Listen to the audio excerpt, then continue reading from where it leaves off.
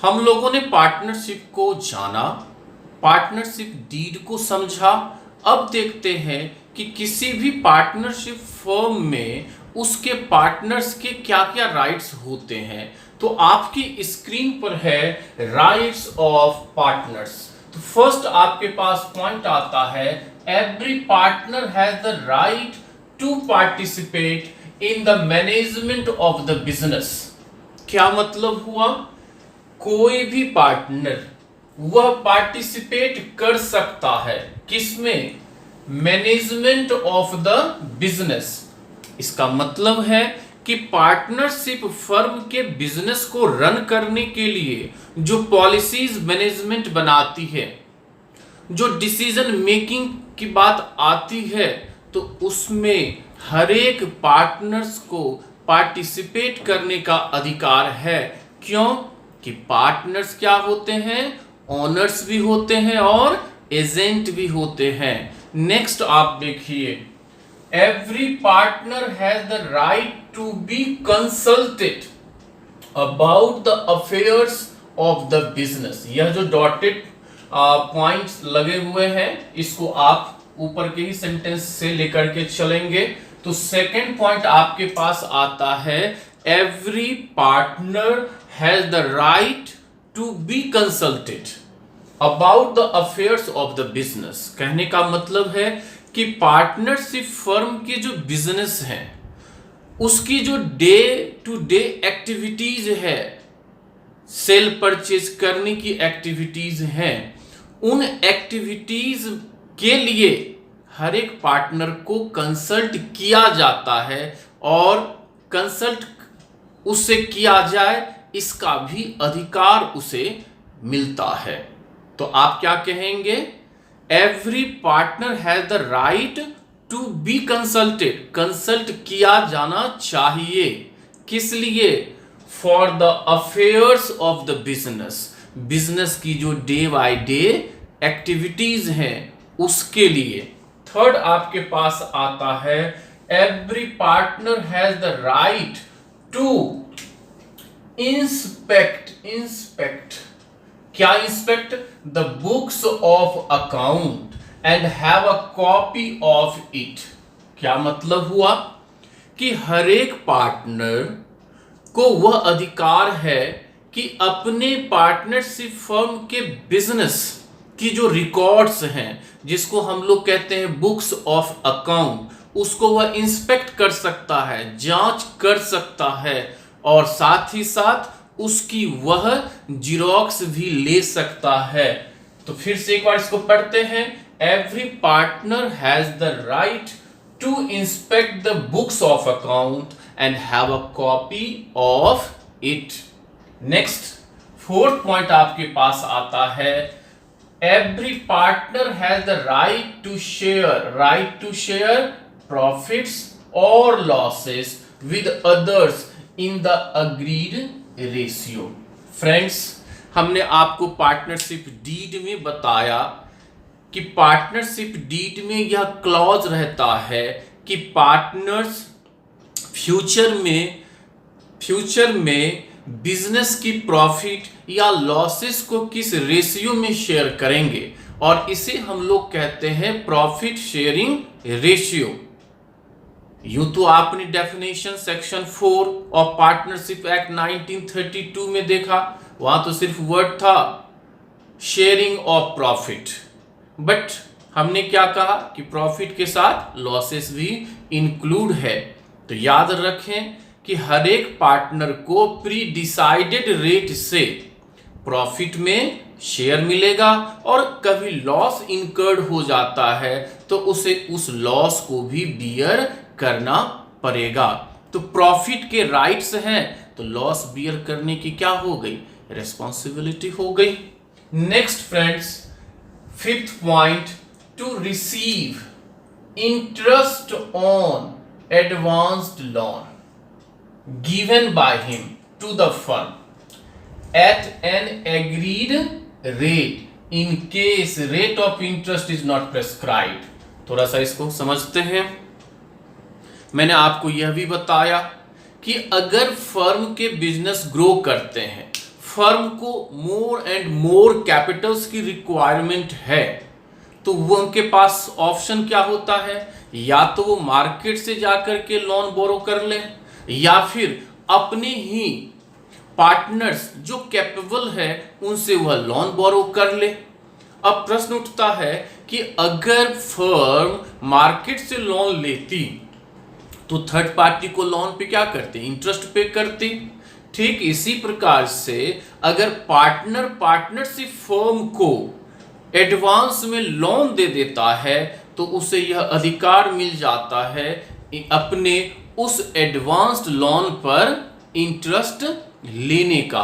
अब है क्या कि रेट क्या होगा, तो पार्टनरशिप डीड में जो रेट ऑफ इंटरेस्ट लिखा रहेगा वह मिलेगा उसे, otherwise it will be 6% as per Indian Partnership Act 1932।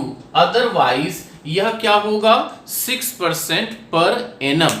फिर से समझते हैं इसको। अगर खुदा न खास्ते आपका पार्टनरशिप डीड साइलेंट है कि अगर कोई पार्टनर फर्म को एडवांस में लोन देती है और उस पर रेट ऑफ इंटरेस्ट क्या होना चाहिए, तो याद रखें in absence of partnership deed और in absence of any clause which is required but which is not mentioned in the partnership deed, then provisions of Partnership Act 1932 will be prevailed।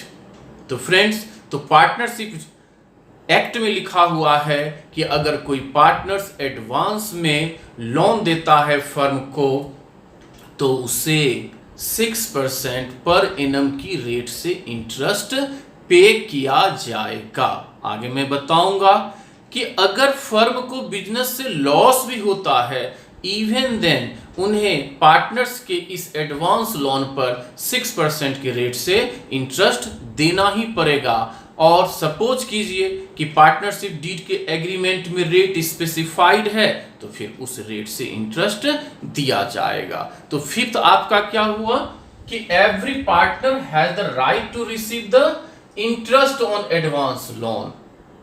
Okay, and next point, sixth point देखिए, कहता है every partner has the right to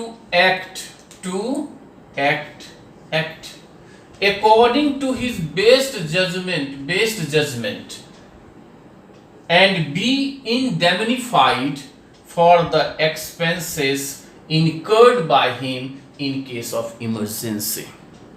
इसको भी समझते हैं,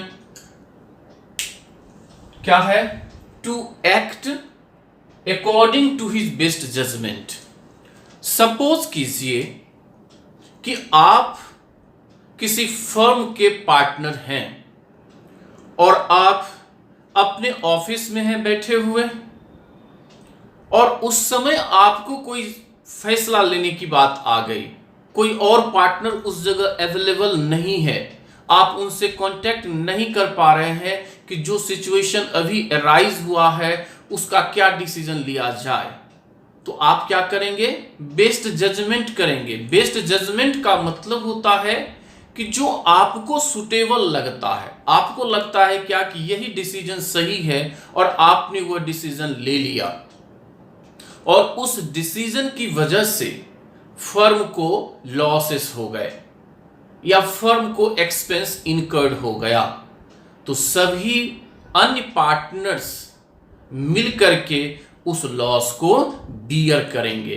कहने का तात्पर्य है, स्टार्टिंग में ही डेफिनेशन में भी लिखा हुआ बताया गया कि पार्टनर्स जो होते हैं वह फर्म के एजेंट भी होते हैं और ऑनर भी होते हैं। तो इस तरह से इन एब्सेंस ऑफ अदर पार्टनर्स अगर आपको कोई फैसला लेना पड़ जाता है तो आप क्या कर रहे हैं, बाकियों को रिप्रेजेंट कर रहे हैं, आप एजेंट हैं, और आपके द्वारा किया गया एक्ट जो है वह दूसरे को बाइंड कर देगा।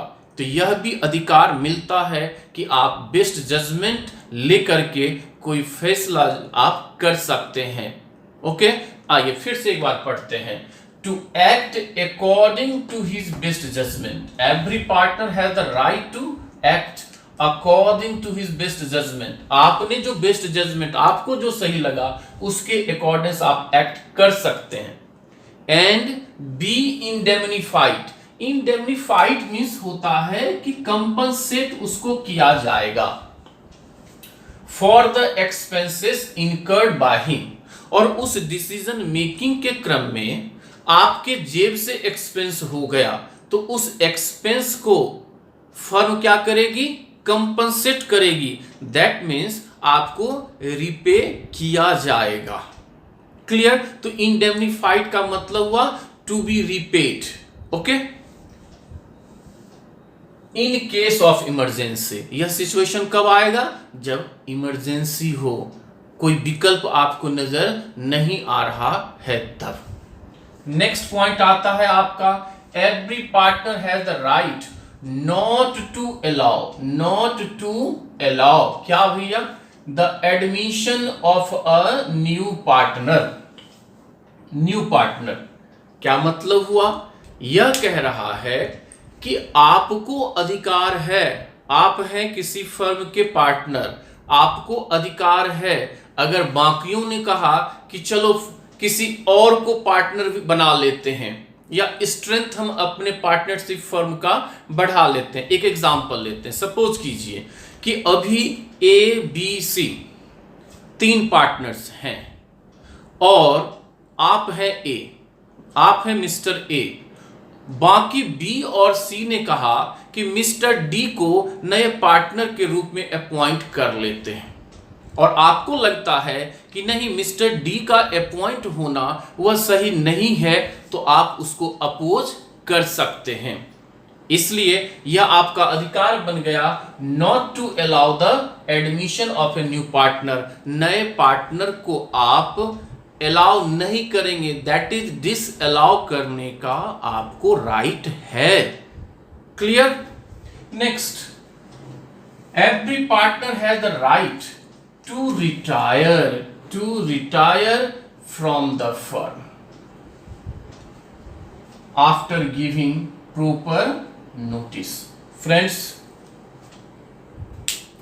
आपको सपोज कीजिए कि अब आपकी इच्छा हो रही है कि नहीं यार फर्म से हम रिटायर हो जाएं, बहुत हो गया, किसी भी ग्राउंड से, चाहे हेल्थ की ग्राउंड हो या आपकी इच्छा ही नहीं हो रही कि अब हम इस फर्म को कंटिन्यू करें। आगे चल कर के इसमें और रिलेटेड कंसेप्ट बताऊंगा।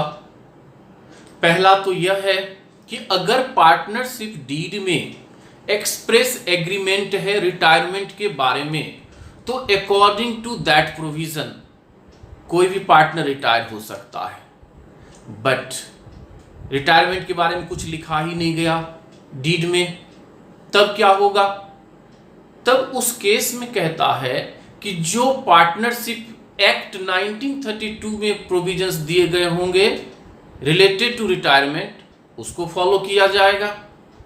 अब मान लीजिए कि इन दोनों में से कोई बात नहीं है और आपने एग्रीमेंट ऐसा कर रखा है, agreement at will for retirement, कि कोई पार्टनर की इच्छा हो गई चलो अब रिटायर हो जाते हैं, बिजनेस को छोड़ देते हैं, तो उस केस में आपको अधिकार मिलता है कि आप प्रॉपर नोटिस दें और रिटायरमेंट ले लें। तो इस तरह से हमने देखा कि पार्टनर्स के राइट्स क्या होते हैं। फ्रेंड्स, आपके स्क्रीन पर जो 8 पॉइंट्स दिया हुआ है, इसमें से किसी भी पॉइंट पर आपके ऑब्जेक्टिव क्वेश्चंस हो सकते हैं, मल्टीपल चॉइस क्वेश्चंस हो सकते हैं, इसलिए इसे लर्न करना भी जरूरी है। अब एक बार फिर से इसको गो थ्रू करते हैं। Let's take, every partner has the right to participate in the management of business. तो आप इसको ऐसे कहेंगे, every partner has the right to participate, every partner has the right to be consulted, every partner has the right to inspect the books of account, every partner has the right to share profit and losses, every partner has right to receive the interest on advance loan, every partner has the right to act according to his best judgment, every partner has the right not to allow the admission of new partner, every partner has the right to retire from the firm। इस तरह से आप इसको 2-4 बार बोलेंगे, यह याद हो जाएगा और आपका मल्टीपल चॉइस क्वेश्चंस बन जाएगा। ओके।